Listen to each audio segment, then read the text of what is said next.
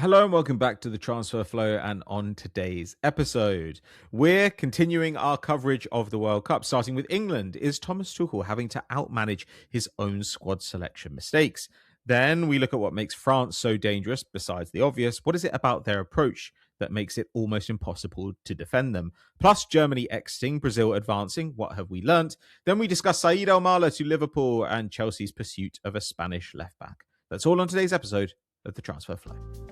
So we're in the middle of the round of 32 matches. Loads of drama so far. We're going to go over a bunch of it today. And joining me to help me weave my way through it is Hayden Van Brewer. How are you doing, Hayden? Yeah, I'm good. I'm really looking forward to it. I think these knockout matches already have been just like really a good standard, really good excitement, and excited to see what comes next. Yeah, and of course, we might as well start with the US, right? Because it must feel good to American fans. Like not only are the US winning, but the US have looked very, very good doing it. Now setting up a possibility for revenge against Belgium. But this was a game, the game against Bosnia that they won 2-0. I mean, it wasn't like a dominant XG performance. If you look at the kind of actual shots taken, it doesn't look like the USA created that much, but I feel like it maybe undersells how many times they almost got somebody free in the box, and they were pretty much in no danger for the entire game, which is as good as you can hope in the knockout stages of the World Cup. Yeah, I think, the feeling from watching a game is a little bit different from these marginal offsides that would lead to like very high XG chances. Like the US is a fraction away from several additional goals here of getting Balogun in behind, which is sort of, I think after the match, this is like the main talking point, because the game itself was sort of like the US were sort of tactically and physically just really up for the game, and it felt like they were in control. It felt like even down a man, Bosnia couldn't really threaten them, couldn't really lay a serious glove on them. And after maybe the 75th minute, after our lovely water breaks, we get into that end part of the game, and all the conversation of people messaging me was like, can this be overturned? What's going to happen for the next game? How big of a loss is Balogun to this US side? Because there are other strikers, and like Ricardo Pepi is available. Sure. Haji Wright, Christian Pulisic has played as occupied the striker space for AC Milan this year, albeit in an Allegri team, which is not a Pochettino team. There are options here for the US. I think the challenge is the feeling that Balogun could be a really like challenge for this Belgium team. His unique skill set, not just the way he's playing, which is really good, but his ability to look in behind and his sort of movement in the box is a profile that would be like the best bet to score against Belgium over these other striking alternatives. Yeah, he is definitely a huge loss. And I mean, I saw a lot of Americans on my timeline being very angry about the red card given against him. Did feel like a bit of a rough one for him, because before that, like you say, his ability to be available as a receiver in the box, his ability to turn a defender when he gets there, and his ability to get a shot off with either foot. Like he is, there are strikers who are maybe not, world class strikers, but they have a lot of traits that world class strikers have. And at this World Cup, like he is relentlessly receiving the ball in the box and is always able to get his attempts. And it does feel that Belgium are going to be exceptionally relieved not to see him play in that one. Yeah, I think so. I don't think it means that the U.S. can't progress. Like, I do think this is still a favorable matchup. I mean, I'd be really curious to see what Belgium are going to run out. Like, are they going to run out, Big Hans and Kevin De Bruyne in the midfield, like a lot of older guys against this U.S. midfield that's pretty energetic, pretty physical, pretty combative. There's still ways for this to go well for the U.S. and Belgium. I think, all intents and purposes, I think we'll give a lot of credit to Senegal. I think Senegal have looked really good this tournament. That's also been a trend. It's not just Senegal. A number of the African teams, I think, have really showed well. Not just in terms of individual stars and players.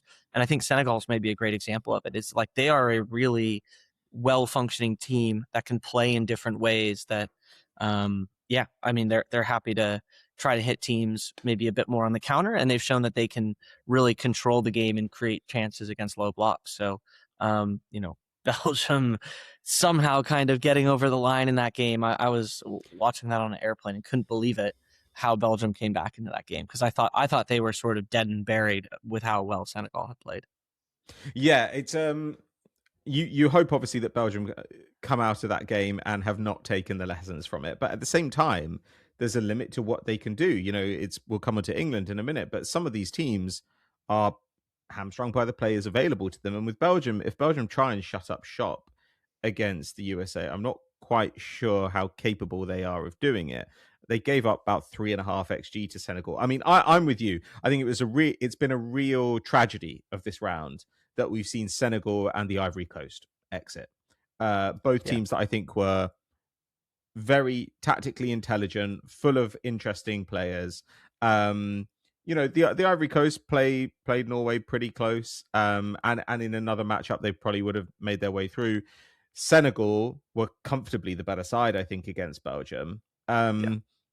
So it is a disappointing thing, but I don't know. I've got to say I still like the US for this one, because the way that the US are able to put pressure on backlines by sending runners beyond, by constantly creating depth, it feels like that is going to be a problem for Belgium to deal with. And Belgium have this great weakness in defensive midfield, and their defenders are not great either. So it feels like an opportunity for the US to actually not just win that game, but to dominate that game.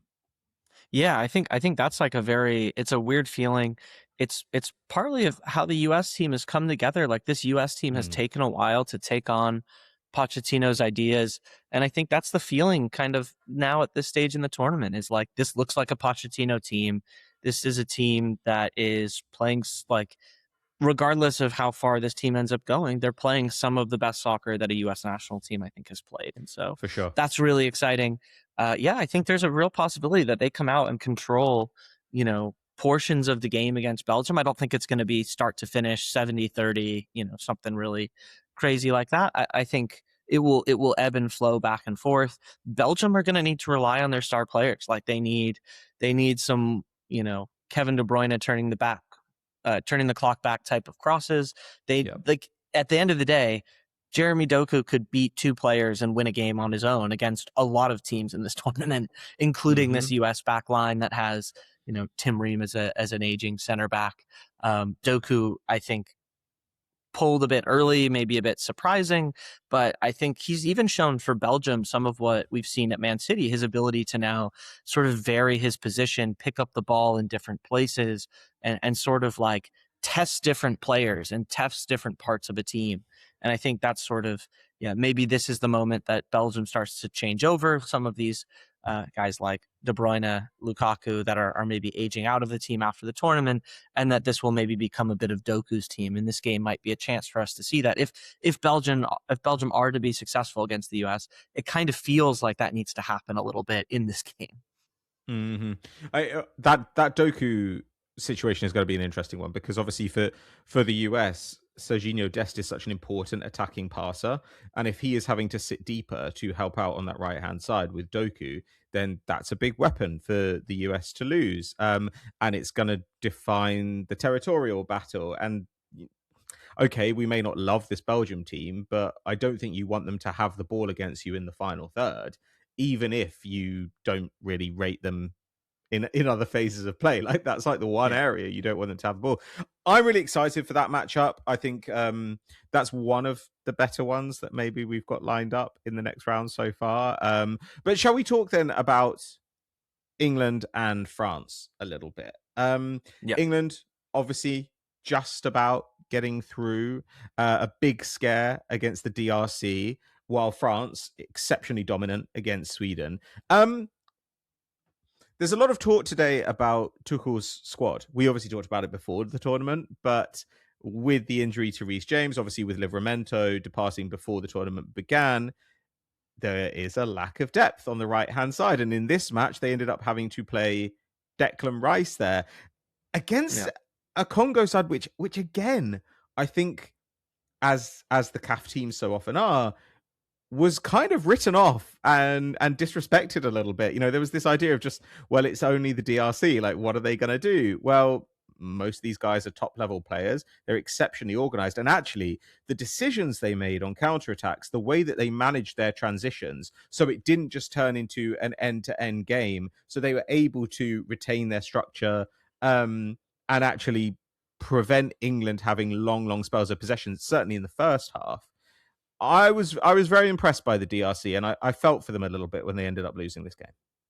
Yeah, I think they showed a lot of what people didn't expect. I mean, we previewed them coming into the tournament. It was a lot of defensive sort of soccer, trying to be really robust and compact. And the team that we saw was playing pretty fluid and open when they got the ball. They'd look to weave their way out of the back, kind of in the wide areas, like great player decision making, like you're saying, around when to pass forward, when to turn and dribble, when to recycle possession. Like they didn't just go every time. They did take moments to hold the ball and get the back line up and catch their breath.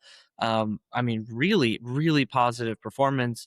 Sapenga down the left side with like one of the performances of the tournament. Like it feels like that's the kind of performance that might get lost a little bit because they lost the game, but he was exceptional. A lot of really big positives. Kind of felt for, again, like you said, felt for them a bit in the end. England. So the interesting thing for me is like the personnel choices was the big talking point for England. Thomas Tuchel went really aggressive on a set style of play, sort of 2 players deep in a lot of these positions, with this sort of overall goal that Harry Kane, Bukayo Saka would be like the main sort of playmakers for England, right? And the rest of the team was set up to like accommodate that they would have really robust defending behind that, really athletic team throughout to cover ground and cover space. They would keep their wingers high. They'd keep their 10 high. Rice and Anderson would come out wide and get the ball and then try to like penetrate and get it through to these attacking players. Kane coming down off the line, Bellingham or Rodgers threatening in behind to cover that space. That was kind of the plan throughout of it. And some of the most important players in that, in sort of, doing the legwork, I think, were Declan Rice and Reece James. I think those were the 2 guys that like a lot of this system was built upon to help make sure that Kane and Saka could be the difference makers. Obviously, Saka's been trying to get himself fit and get himself kind of in the spot. Harry Kane has done some unbelievable things for them, even if he hasn't done all the Bayern Munich things we've seen. I mean, his product in the final third and some of the moments he had, that game-winning goal is just like ridiculous. It's such an incredible goosebump moment. But not being prepared for Declan Rice, who came into this sort of with an injury, and Reece James, who I think at this stage sort of has some sort of permanent hamstring damage or injury that is limiting, feeling like, oh wow, those guys got hurt and now what do we do, is like, well, that's sort of the inevitability or the possibility you should have most prepared for, given that those are such important guys, but they're injury prone in that kind of way. So that feels like the miscalculation there from the England side.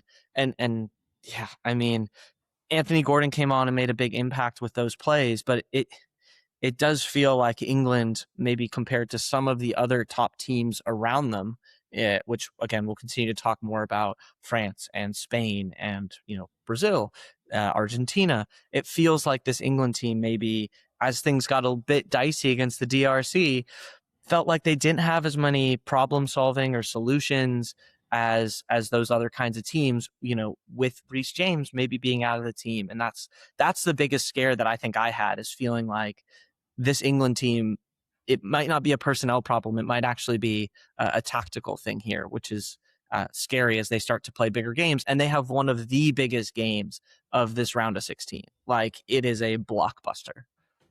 Yeah, for sure. I mean, God, there are so many things to say about this game, I think. Like, watching it on English TV, the English commentators were complaining so much about the wingers. When it was Madueke and Rashford that started? Yeah, it was. Yeah.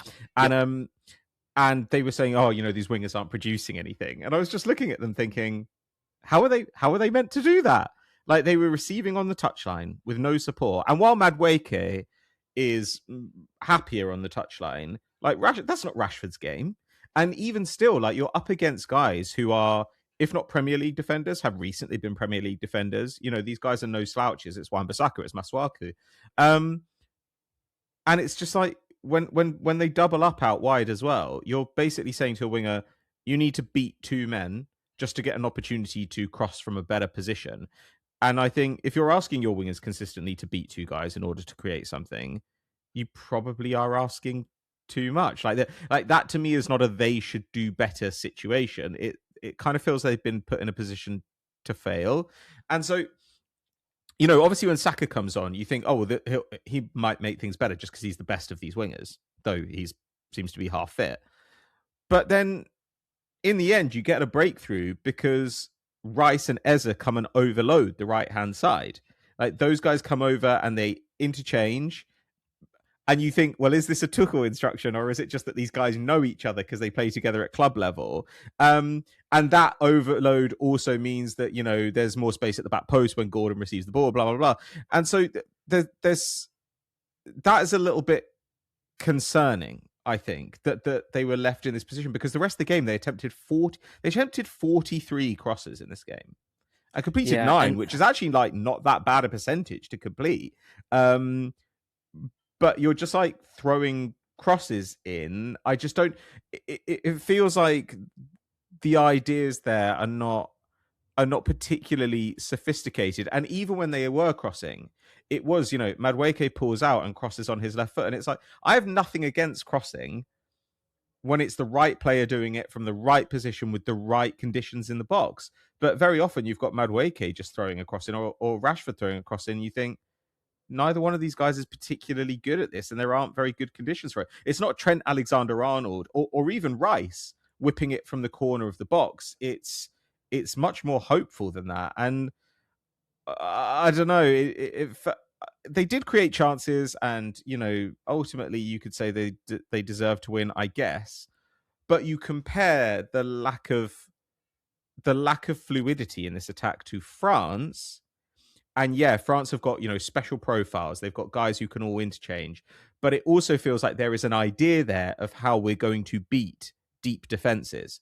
You know, I know that you were at this game, so I'd really like to hear you talk about it. But, you know, in the France game, you get parts of the game, like Mbappe was left wing most of the match, and you got Barcola centre forward, but you also got periods where Dembele was centre forward, and Barcola was over on the right hand side with kind of floating next to Elise. Like, it felt like there are always options, there are always these overloads around the ball, and that is something that the England team might want to think about if they can at this stage of the tournament. Yeah, at the end of the day, I think tactically it comes down to the question of if England are not going to feel comfortable enough, whether it's the players on the field, whether it's something else, to play through these teams and find different tactical solutions to create more of these sort of overload situations, which is ultimately what the top teams are doing, and they're going to be crossing the ball, then it probably would behoove them to have Solanke or Tony or another striker in the box, a guy whose sort of specialty is doing that, especially if you're playing with more conservative type fullbacks, right? If you're playing with guys who aren't really out there to just like whip in crosses, and you're going to have Rice pull wide, overload, comes back, he crosses it, you're maybe a man down in the box, but you've got an extra, you know, really dominant physical player in there, then maybe that's like the gamble you're taking. If you look at the rest of the top teams, though, that's not really how they're going to be playing, right? Like Brazil obviously in with game state, we're chasing the game against Japan, but like Brazil aren't playing with necessarily your like big target number 9 and just spamming crosses all the time. Argentina are definitely not doing that. Argentina are trying to play at all points. Spain are trying to play through teams. France, which we'll touch on in a sec. Like I was blown away at how little crossing France did, and some of the tactical choices that I saw Deschamps making. And it like yeah, we'll talk a bit about how much France has learned from this first game against Senegal and how this team is looking now. But if you're looking at all the other top teams and contenders, England is a little bit of the standout of the sort of physical, put the ball in the box type team that maybe doesn't have as much nuance. And that's like a little bit worrying when you're looking at the rest of these teams and thinking, there are some really good teams here that can problem solve in different ways to hurt you. And just putting in the box just overall is not as effective a strategy at volume, and that's the concern in a game where England will have less of the ball. Yeah. France against Senegal in the group stage, like you said, they needed a goal for 66 minutes or something, and they attempted 9 crosses in that game versus 43, as I said, for England. The other team that was doing this was Germany. Like, Germany was spamming crosses against Uruguay.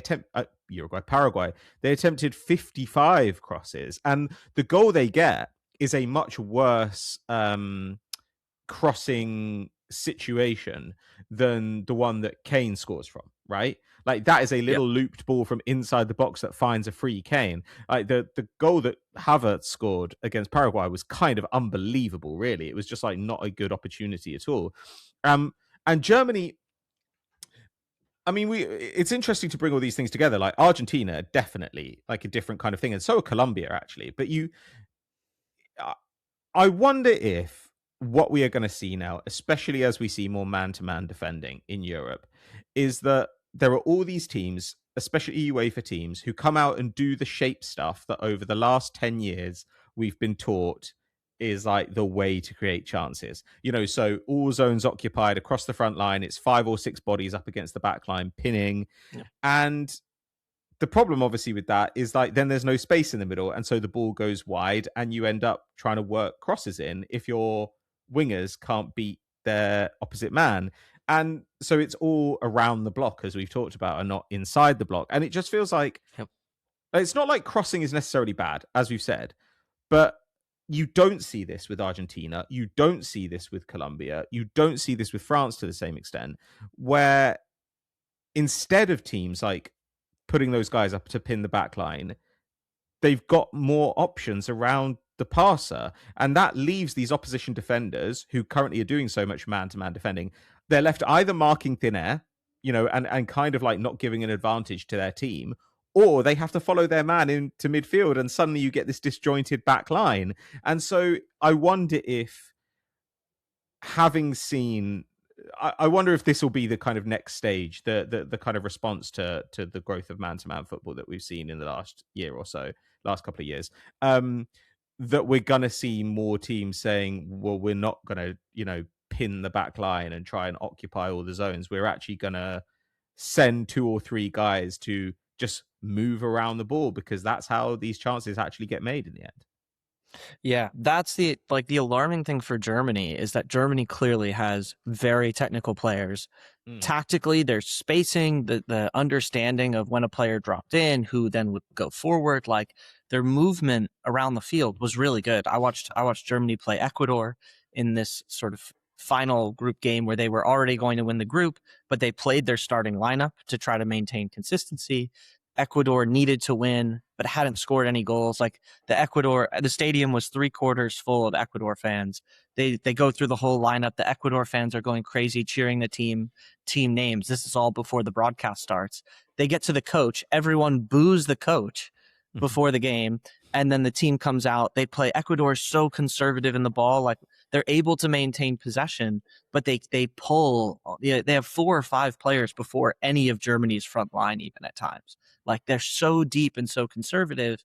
Germany scores 2 minutes in. The comms from people outside who were watching on TV was that maybe it should have been disallowed for a high foot, something like this. Anyways, Germany goes up 2 minutes. Ecuador has to come from behind. They haven't scored a goal and ends up winning. And the takeaway, I think, from me, from other people who I spoke with, was like, this German team just doesn't have like the energy, the intensity. And when you're talking about playing in this kind of tactical way, the decisive piece here becomes the ability to change the speed and attack really quickly, because that's how you get separation. That's how you get yourself in more spaces, in those bigger spaces in front of the goal, and score. Like, that's really what it was. And when you're talking about this Kai Havertz goal, you're like, I still didn't see Germany change the pace, open up space, and do something that would make me really excited. And the flip side of that is that's exactly what we've seen from this French team. Like, we have definitely seen the French team's ability to do that. France is really intelligent in terms of they're able to move their attackers everywhere. Mbappe can play out wide. He can play in the middle. Dembele will go everywhere. Olise can come and be the deepest midfielder. He can be your highest winger. Like they are so flexible. They set themselves up to overload one side of the pitch. When they're going down one side and they're coming back, they're not trying to just switch it over to the other side. They're not trying to get the ball in the box and overload the back post like teams do, 3 versus 2 against center back and fullback, head it back across. They're not trying to do that. They are trying to go down one side and get a shot from inside the box or a small cutback if it's on.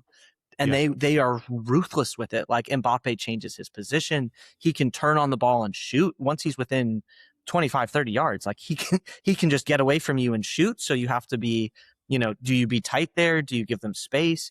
And then Olise just runs the show. Like I was blown away by Olise. I think I walked away feeling like him and Mbappe were at a completely different level. Sweden, I think the problems for Sweden are pretty well documented. Like they have their 2 key players who they can't drop are both strikers who kind of want to save themselves for transition and for these sort of peak physical moments. And they end up defending a lot of times with a 5-3 low block, and a team as good as France can pick you apart there. Olise is just like his ability to control the ball, tight spaces, manipulate it, pass it, kind of wherever he wants to. He's the one dictating these small situations. I think you could see the respect from Mbappe. Like most of the time people are laying off the ball to Mbappe and then kind of letting him do it. He'll just give it to Olise. He'll just be like, yep, you run this set of plays now. You're the sort of point guard here. You're dictating play.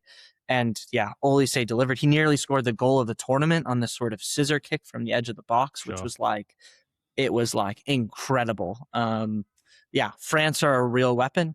I think the concerns on like some of their defending and how that's going to match up against stronger teams, like can they get the ball back if they're down 1-0 against Spain? I'm not as worried about that. Like they're definitely not a team that will chase after it and really try to like turn the screw with the pressure, but they are like a team that is sort of slowly building pressure throughout the team. And it's not like these guys are refusing to run. Again, Barcola, I thought Barcola and Doué both did well. Doué came on and was like really trying to like score as many goals and get himself back in the starting lineup. Like the French team is competitive. I think I walked away in person feeling a little bit less worried about their defending. Like I think it's just by nature of their team, they're not going to be a team that just completely dominates possession, but a little bit that's by choice. Like they want to be a team that tries to attack, and then they're not going to expend all their energy like pressing and trying to just win it super high because they feel like they can break teams down. So I walked away from the games that I watched feeling like this France team is a really legit outfit. They're probably the strongest team of the tournament so far.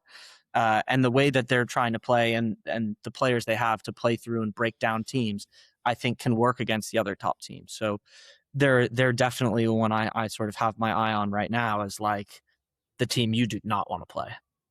Yeah, I think that semi-final, I hope we get the France-Spain semi-final, because Spain's the team that you look at and think, okay, like Spain can maybe choke off the supply line a little bit. Like Spain can have the ball, and then how good is this France front line at contributing defensively? How good are they at winning the ball back? Like we may have our doubts about Spain creating chances for themselves if they don't have Yamal and Williams fit, but but I'm interested to see what happens there, because like that is, insofar as there is a weakness in this France team, like that would probably be it, right? That they've got guys here who will defend in the sense that they will press and try and win the ball high. But if you get past them, I don't think they're going to like bust a gut to get goal side. Like that's not the kind of defenders that they are. And certainly, obviously, Mbappe's not going to do that. But they have been the team of the tournament so far. They look pretty incredible. And it's a unique situation for them to have a front line of guys who can pretty much play all the positions and who are all, if not world class, then very close to it. It's like 3 of the top 5 players in the world, or something like that in that group with Mbappe, Dembele, and Olise, where you're just like, and again, Doué and Barcola aren't miles away in terms of ability level to contribute. Right, Cherki's not even in the lineup. Again, behind this is also Tchouaméni and Rabiot. Like, I think Rabiot is a really interesting flex player because he's like, make up the numbers in the box if they feel like they need an extra one forward, or he's he's able to just sort of stay with Tchouaméni a bit more in the middle of the field and sort of marshal the back line. They're a pretty balanced team with like guys like Koundé and Tchouaméni who are pretty responsible, are pretty good with the ball, but also very like defensively minded in terms of setting up good positions to prevent France from getting Mm. countered. And again, then you have some of the best center backs in the world. Like it's a really good team. You look across it, and I was like, France are man to man here. Like the biggest gripe I had with Sweden is that they never kind of threw those early balls in behind the French line when Yeah. France were like, I thought as soon as Tchouaméni kind of is connected to the back line and France is 3 versus 2, they're never going to have a problem. But there were times where Tchouaméni would have to step into the midfield. Those three guys are such excellent big space defenders, right? Tchouaméni, Upamecano, Exactly. Saliba. Exactly. You're just like, there's no way you can't get the ball in front, to the side, behind. But then, like, when Tchouaméni would have to step into midfield because maybe Olise was late getting back or, there wasn't cover there, I'm like, you're 2 versus 2 with your 2 best players. Like, if you don't play the ball in behind now, you're never going to get a chance. You literally are never going to get a chance. So, like, play these early crosses, give a chance to maybe they kick it out for a corner and you get a couple set pieces. Like, do that early. Sweden never did it. And then, after France took the lead, it just looked like they weren't going to have a chance because France had the ability then to keep Tchouaméni there if they wanted to. They had the ability to, like at times, Dembele would drop in and sort of do that sort of what Saka does for England and almost become like a wing back when the winger goes high and you're conceding a bit of the ball. Dembele is selfless enough to like do that kind of work. He has no problem doing that for France. And again, when France has all these solutions, again, they're mismatched against Sweden. They were the stronger team. But there's a lot to like about this France team throughout this. Yeah, I think I do have to give credit to Didier Deschamps because I've historically been a Deschamps hater. I've pretty much always hated the way that he set his France teams up. Like I think keeping Giroud and Griezmann in there for too long, persisting with the 3-man midfield, all this kind of stuff. But yeah, when you talk about Rabiot making runs into the box, Rabiot, Koundé making runs into the box, which is something I simply did not expect to see from this France team. I thought that he would say, if we're playing 4 attackers, those 4 attackers are going to do it all by themselves, and that's how we're going to defend, by retaining, numerical superiority at the back. He's given them more freedom than I expected, and I've been pretty impressed, and it makes sense as well. Like as you're saying, when you've got Tchouaméni, Saliba, and Upamecano, it's fairly reasonable to say to those 3 guys, sorry, but you're going to have to deal with anything that comes out of here, like, because that's what you're good at. So let's see how you do. Okay, France, obviously great. Do we want to do a quick check-in on Brazil before we get into some transfers? Brazil beat Japan, just about. It was a pretty worrying first half. The goal they conceded in that first half was very like the chances they allowed against Morocco. Like very similar stuff.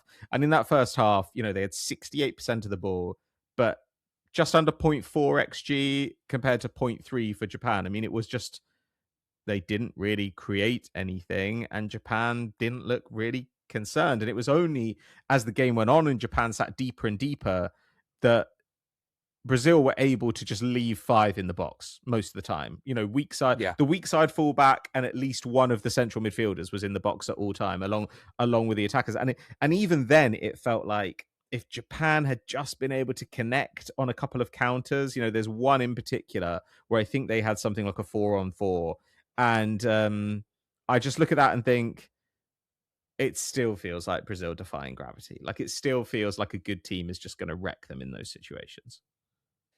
Yeah, I think Japan maybe miscalculated or maybe played a bit too conservative here. I think Japan did a really good job, especially in the first half, of using possession to take some of the sting out of this Brazilian attack and prevent them from, kind of controlling the game and giving themselves more moments. I think Japan didn't need to just kind of defend in transition. I think they were better suited to hold the ball. So I feel for them a little bit. I'm in a weird spot with Brazil because like I look at their part of the bracket and I see a lot of good teams. I see England or Mexico. I see this Norwegian team that has some real strengths. But I also kind of feel like Brazil is really lucky to avoid France and Portugal and Spain, and these teams that have really like a lot of midfield control that could try to stretch and really cause some stress to this Brazilian team in that kind of way. So I think they're a little bit fortunate there that they avoid it. But yeah, I'm in the same boat where I'm like, I'm not really convinced, but like, I don't think I'm ready to say that they're not favorites against Norway, for example. You know what Sure. I mean? Like, I think that's sort of the realm that I find myself in, where it's like, it's not necessarily a favorable bracket. Like, you'd prefer to be in Argentina's position, 100%, right? But in terms of the teams that are there, like we've just talked about how England want to make it a physical battle and maybe aren't going to be as tactically creative as the French and the Spanish. Well, that probably suits this Brazil team with how they're built and how they want to play. Like this Brazil team also has a lot of guys that are sort of Premier League physicality, at least through the middle with sort of Cunha, Casemiro, Bruno Guimaraes, Paquetá, like these kind of guys. Like that's the kind of game that they're used to playing, and not always for teams that are used to having like tons of possession and problem solving in that way. That being said, like a lot of it will keep coming down to like, can Vinny continue to be a game breaker? Because he's been really good. I mean, this tournament across the board, the stars have really shown out, I would say, and we've got Yeah. one of the most exciting golden boot races that I can ever remember. I mean, it must just be the best ever because it looks fabulous right now. I think it just feels like that they're not as. You would hope that, given who their manager is, and obviously some of their attacking talent, like they would have some lock picking ability. And obviously, losing Rafinha is huge, as well as Rodrigo, as well as Esteval. It is a Right, really rough right, like situation that. for them. That's so tough.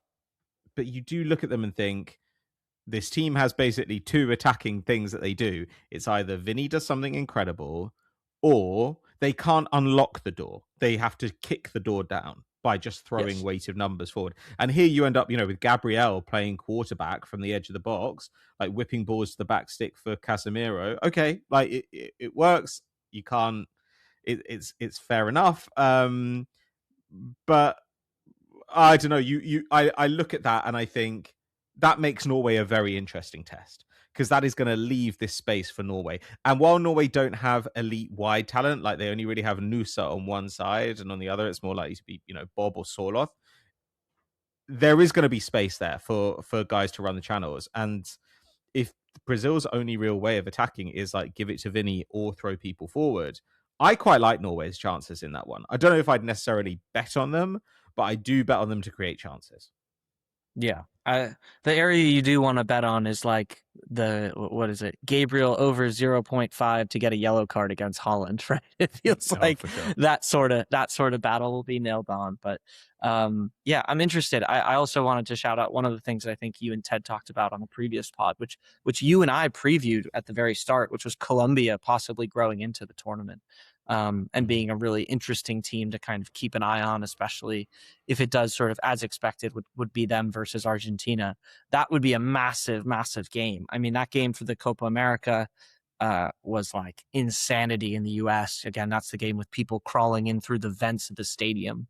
Such like a massive moment. So there's some pretty good matchups coming. Kind of speaking on that, we kind of touched on England, but do you want to talk about like Mexico and the matchup there a little bit and what to expect? Because that's like, I think there's some fear from the English. I think Mexico is sort of trending in the right direction, momentum, the Azteca altitude. There's a lot of factors here.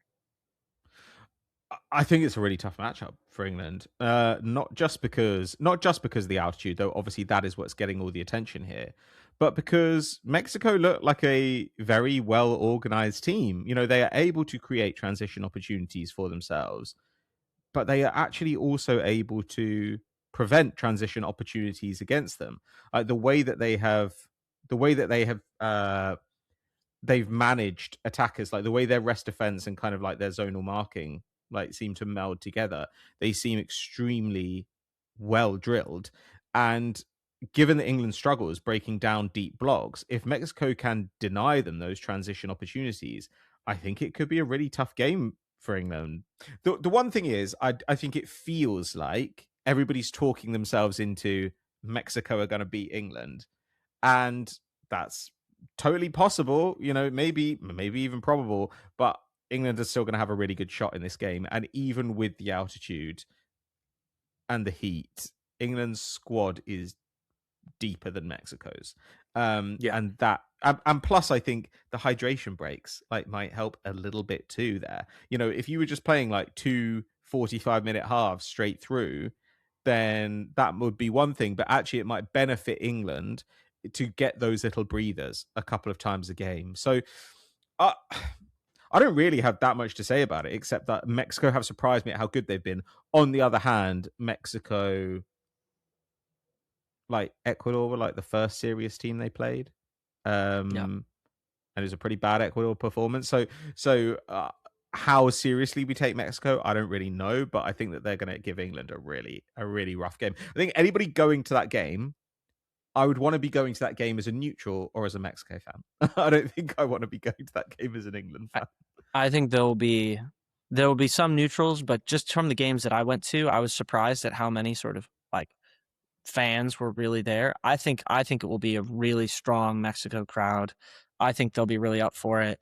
A lot of it for me, I think throughout this was like looking at like Tuchel's put this team together. They've got a way of playing. They've set themselves up with sort of key players and how they want to do things. And right now they're going into this game against Mexico, and I'm sort of like, I mean, if Harry Kane can be the Ballon d'Or guy, then that might be what they need to win this game, because otherwise, like, they might not have enough to overcome that sort of pressure and atmosphere, because the rest of it, Mexico this is a really strong opponent. This is a properly strong opponent.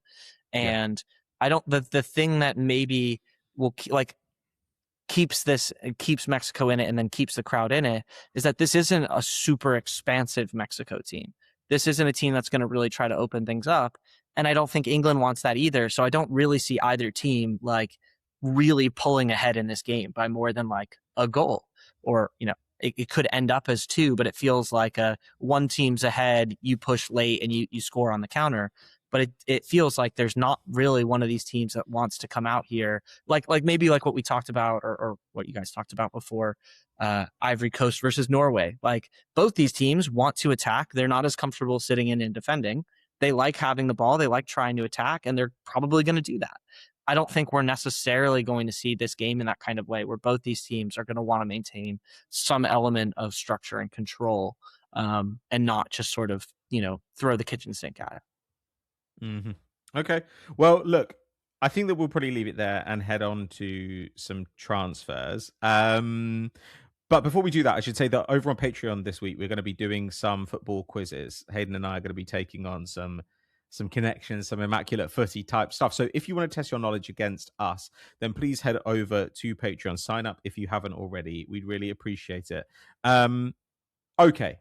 Couple of transfers before we get out of here. The first one, Liverpool supposedly interested in Saeed El Mala. Now, obviously, he looked like he was potentially going to go to Brentford earlier in the window. They had agreed a fee of around 50 million euros with Köln.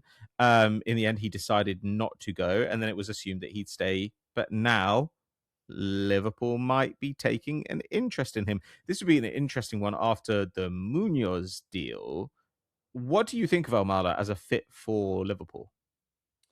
Yeah, it's an interesting one. Like, I think when we're talking about the player himself, like, he's clearly a good athlete. He's two-footed. He's got some great sort of ball striking, kind of as a term to cover his shooting and his like crossing and service ability.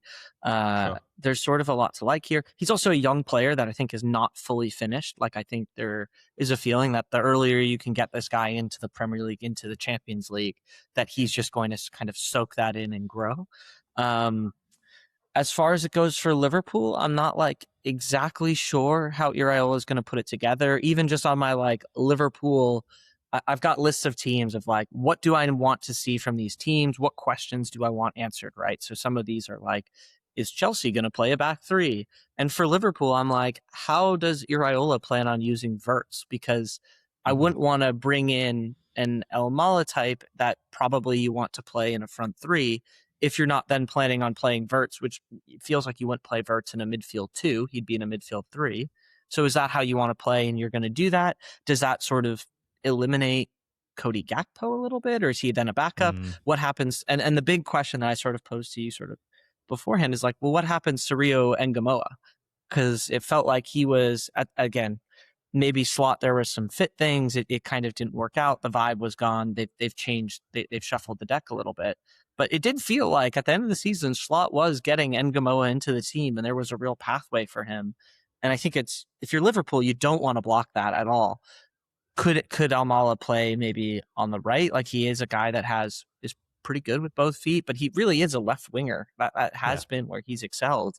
Um, I feel like it feels like this is a little bit Liverpool trying to build up different options so that a Jan Diomande can't just sort of run away with the price tag or something like that, and they get priced out of it, and he ends up only looking at PSG. I think they're trying to keep themselves with a couple different options here, but I'm really not sure how that's going to pan out. I don't know. How do you feel about it for Liverpool? Because I think I see it, and I'm like, could the player play for Liverpool? I I like the player, I like the team, I Yeah. can sort of see it, but it feels like that would be a big commitment from Iraola right off the bat before he's worked with players in preseason to sort of be like, this, teenage guy is going to be the guy, and Wirtz is no longer, a winger or this sort of attacker in that kind of way, which he's kind of also played for Germany. And again, it would be a pretty bold statement from Liverpool here that I'm a little bit not expecting. Yeah, I have similar worries, and my worries are exacerbated by the fact that they already signed Munoz. Like, I would look at Yep. them then and think they could have spent like nearly 100 million euros without actually doing the one thing that I wanted them to do, which is to get a right winger who is more of a ball hog, more of a creator, more of a dribbler. Like, Yeah. Almala can dribble. Almala, and he can certainly carry. He's more of a carrier than a dribbler, I would say, in that he likes running in the open field. Um, Yeah. he not really a dribbler in the sense that you don't really face him up against the fullback on the edge of a congested box. But he's really, really fast. He's a big guy as well. He gets loads of shots. Like, there's loads to like about him. And I agree. I look at him and I think, if I were Liverpool, I'd say this is a guy who had a great season last year as a teenager in the Bundesliga. The chances of him being good enough to play for us, pretty good. However, I you've got Ungamoa, as you say, on that side, and he doesn't really give you the attributes that I think the team is lacking. I think the team's actually got plenty of shots in it, like with the two strikers. And even with Hakpo, if they keep him as well, like, this makes a lot more sense if they think they can shift Hakpo. Like, if they think they can send him off to Italy or back to the Netherlands or something, then I think that Almala is totally fine. Like that, he's much Yep. more of a ball carrier than Hakpo, and if you want him really kind of getting shots at the back stick, then great, that's totally fine. But also, you're going to have to teach him a more creative part of the game, and that's development time that I think you could spend on Ungamoa. You also clearly didn't really want him. Like, he wasn't like a top choice, right? Because they weren't in for him when it looked like Brentford were going to get him. And now they're looking at him, it feels like, after Jamond has made it very clear that he wants to go to PSG, and maybe they look at the Barcola price and think, yeah, no, thank you. And actually, he's a bit of an awkward fit maybe with Isak and Ekitike. And so they're like, well, this is a player we like who we think is going to grow into a star, so we'll get him, rather than going into the window and saying, Saeed Almala is our guy. Like, he is the player that we want. So it kind of feels like their lunch is getting eaten by PSG, not just on Diamond, but also on Magnus Akliouche, who looks like he might go to PSG as well, who I think would not be another interesting candidate for Liverpool. You're just paying a lot of money for a young player and then immediately trying to change them. And even if you can change him a bit, I don't really think that he's the ideal fit for what you want. Who knows? If they turn out to have another, 150 million in the bank, and they can do the midfielder, fullback, right winger stuff that we wanted them to do, then I'll be okay with it. But I guess I just look at them and think, so are we going to see a front line next season of Isak ahead of what, Almala, Wirtz, and Munoz? Like, okay, it's a lot of creative pressure on Wirtz. I don't love it myself. I've got to say. The one bit where I think I would like it better, and I use this as sort of just a like am I just saying that? Am I just trying to find flaws with the player because Liverpool have a lot of options there right now? The one I was thinking is that sort of at the end of the Klopp front three with Mane, Firmino, and Salah, El Malo would have been a great guy to sort of come in as they were getting to the end of the time with Mane. As a sort of run in behind physical presence. Yeah, Firmino can sure. do, like, he doesn't have all the pressing responsibilities, but he can do it as a part of this group. He learns a bit of it. He offers a bit of running in behind and has the sort of shooting ability to, that means that, like, again, your Milners, Hendersons, Wijnaldums don't need to be shot guys, that they can do a lot of other jobs. In that sort of setup, I would be like pretty keen on him to be a guy to come into that environment. With how Liverpool looks right now, I think there's sort of there's other questions that we need to have answered first in terms of how Liverpool wants to put together this attack, in terms of how Mm. Iraola wants to put together this press, and yeah, I'm not sure. Again, age is good, player is good, fit right in this moment with what else they have in the squad and where they're at. Like, maybe it's one they keep on the list, and they've made this initial contact now, but actually it's not something that's reasonable until January or next year. Um, so we'll have to see. Agreed. Okay. Well, shall we head over to Chelsea then, who look like they have decided who they want to take their left back, left wing back slot? Pep Chavarria, the 28-year-old from Rayo Vallecano, he is obviously, as I said, an older player. He did play left back last season, which is interesting. Chelsea are trying to get this done, it looks like, for under 20 million euros. So if they can do that, then I don't really care about the age and stuff so much. What do you think about him? What can we learn from his profile about how Alonso might set his Chelsea team up next season, if anything? Yeah, I think this is another sort of pretty clear indicator that they're moving towards something that looks more like a back three. It Mm, looks probably a bit more like, it's pretty easy to see this as like, yeah, this guy could be kind of like what Grimaldo was for the Leverkusen team, mobile, getting down the flank, the ability to, you know, hopefully recover and defend, but also carry the ball, look to play a variety of passes, of crosses, look to play different passes forward to get players on the ball. So I think that's like the early indication here. Again, I would kind of agree. I think a lot of times the data people get sort of this rep of like, all you guys want is, dudes that get in close to the goal in the box, and they have to be a teenager. And you've taken the beauty out of the game. And I think that's not really the case here. I think this is a player where you can be like, physically, this looks like a guy that can probably make the jump. hmm Age is a little bit older, but again, if you're trying to take the Kukureya money, if we look at that as a pot of money, and you don't have to spend all of it to get the sort of wingback profile that you're looking for, that's pretty good. It means that money can get used elsewhere, which is probably a good thing for Chelsea. They probably do need to use some of that money elsewhere in the team. And if they're able to make that short-term adjustment without sort of blowing up too much in the squad, then that works pretty well. So I like the idea of the player. I think it's pretty clear how they would want to try and use him. If the price kind of doesn't get too crazy, I like this for Chelsea. I think it's clear what Alonso's trying to do, and making these moves early, I think, is really important, because we know Chelsea, when Maresca came in, they had like 40 players, 40 plus players in the building, and mm. he was like, I need to get a hold of this.